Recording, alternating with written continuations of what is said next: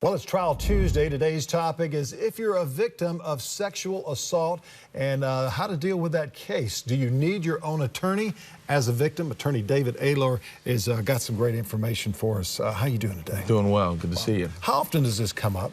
This comes up a lot. You know, obviously people that are victims of sexual assault or physical assault are in a pretty tremendous situation, very unfortunate for them, very dramatic scenario, and they don't know where to turn. Fortunately, within solicitor's office, prosecutor's office, they have victims advocates that are very helpful in sort of guiding them through the process. However, we often suggest that it's important also to have your own attorney, have your own legal advice to really help them through that process. If an individual feels that they have been sexually assaulted, what should be one of the first things that they should do? Well, you know, obviously report it to the police, and the authorities are going to go through their own investigation. And let's say that a person has been arrested and charged with that crime. We feel that it's very necessary to also have your own legal representation. The police, the prosecution, they're going to do their job, and it's going to be separate from that. But you also want to have someone representing your rights.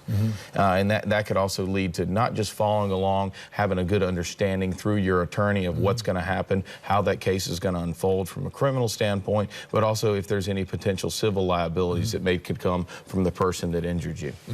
It seems to me over the last several years that physical assault, for whatever reason, sometimes it can be late at night, early in the morning, coming out of a bar, people just driving, road rage. There seems to be more physical assaults that are out there. Is it because we're more in tune to what's going on with social media and it's being publicized more? Or do you just think that maybe a lot of us are still a little too wound tight sometimes? I think it's a combination of both. I do think there's more coverage on it, there's more exposure to it, but I do also think you're looking at a society there's a lot more higher tension, so you're seeing a lot more, you know, things that sort of bubble up, and then unfortunate accidents happen, and people are seriously injured or even killed, and you know, there should be recovery for that. You know, you have the criminal side, that's not going to bring the person back, it's not going to bring you back from the injuries that have been caused, and that's why it's important to have that attorney sort of help you understand how that criminal case is going to go, but then also look at it from the standpoint of where are the damages. You know, it's not the job of the prosecution's office to help you recover from the civil liability side. Their job is to punish the person that committed the crime, and that's where the attorney can help you from the civil side of it.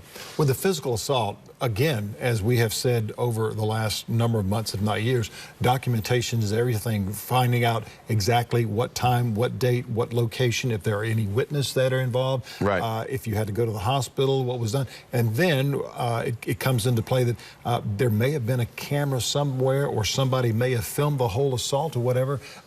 With a physical assault, it may have taken place at a bar or just down the street or whatever. Right, exactly. And that documentation is going to be very important. I think one thing you mentioned is the word camera. Luckily, with today with the phones, you know, if you have those injuries, it's taking those pictures as quick as possible. Something that happened, when it happened, right after it's happened, is having that documentation. Because if you're going to come back to that person, particularly from the standpoint of reporting it to the police, but also looking at it from a potential civil liability side of it, you want to be able to show that documentation and show the effects of what happened from when that person injured you. Criminal case, civil case, different scenarios? Completely different, but yet the same in some ways. Same sort of evidentiary type of things. They're going to be looking at different things to try to prove it.